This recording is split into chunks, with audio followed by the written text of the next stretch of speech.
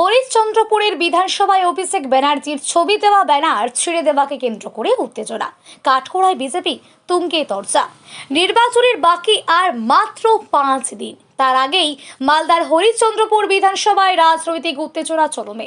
অভিষেক ব্যানার্জির ছবি দেওয়া ব্যানার ছিঁড়ে দেওয়াকে কেন্দ্র করে চাঞ্চল্য। কাঠগড়ায় বিজেপি। হরিশ্চন্দ্রপুর বিধানসভার পিপলা এলাকায় অভিষেক ব্যানার্জির ছবি দেওয়া পোস্টার লাগানো হয়েছিল তৃণমূলের পক্ষ থেকে। অভিযোগ, রাতের অন্ধকারে বিজেপি কর্মীরা ব্লেড দিয়ে সেই পোস্টার ছিঁড়ে দিয়েছে। তৃণমূলের দাবি, প্রশাসন যদি পদক্ষেপ না নেয় সেক্ষেত্রে এলাকায় তারা টায়ার জ্বালিয়ে আন্দোলন করবে। যদিও এই অভিযোগ অস্বীকার করে পাল্টা তৃণমূলকে তোপ দেখেছে বিজেপি। শুরু হয়েছে রাজনৈতিক চর্চা। প্রসঙ্গত, কিছুদিন আগে দলীয় প্রার্থীর সমর্থনে হরিশ্চন্দ্রপুরে এসেছিলেন তৃণমূলের second in command Abhishek Banerjee. সেই উপলক্ষেই লাগানো হয়েছিল এই ব্যানারগুলি। আমাদের অভিযোগ, আমাদের সব ব্যানার লাগানো ছিল, ব্যানার ঝান্ডা। কাল রাত মোটামুটি 11:30টার দিকে প্রায় ব্যানার কেটে দেয় ব্লেড দিয়ে, এবং ঝান্ডা ফান্ডাগুলো সব খুলে ফেলে। তার মানে সেটাতে বোঝা যাচ্ছে যে বিজেপি ভয় পেয়ে যায় তৃণমূল থেকে।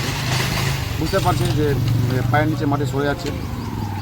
যে অভিষেক ব্যানার্জি বলেছে যে 50টাও সিট পাবে না, সেটা প্রমাণ হয়ে যাচ্ছে। তাই অভিষেক ব্যানার্জির ছবিটাকে কেটে দেওয়া হয়েছে। ওরা কিচ্ছু হবে না। আমরা পুলিশ প্রশাসনকে জানাবো। পুলিশ প্রশাসন যদি অ্যাকশন না নেয় তাহলে আমরা গ্রামে গ্রামে প্রায় টায়ার জ্বালিয়ে বিক্ষোভ আন্দোলন করব।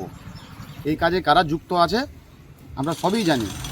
4 তারিখের পর এদের সব খবর নেওয়া যাবে। আমাদের কি খেয়ে দিয়ে কাজ নাই যে আমরা পোস্টার ছিঁড়তে পাবো? সেটা প্রমাণ দিতে হবে তাদেরকে যে আমরা পোস্টার ছিঁড়ছি। আমরা নিজেদের কাজ 365 দিন 24 ঘন্টা মানুষের সাথে, মানুষের পাশে থেকে করে থাকি, এবং মানুষকে বোঝাবার চেষ্টা করছি যে হারমাদ বাহিনী এই তৃণমূল কংগ্রেসকে বিতাড়িত করতেই হবে। বিতাড়ন যদি না করা যায় তাহলে পশ্চিমবঙ্গের মানুষ, সাধারণ মানুষ সুস্থভাবে বেঁচে থাকতে পারবে না।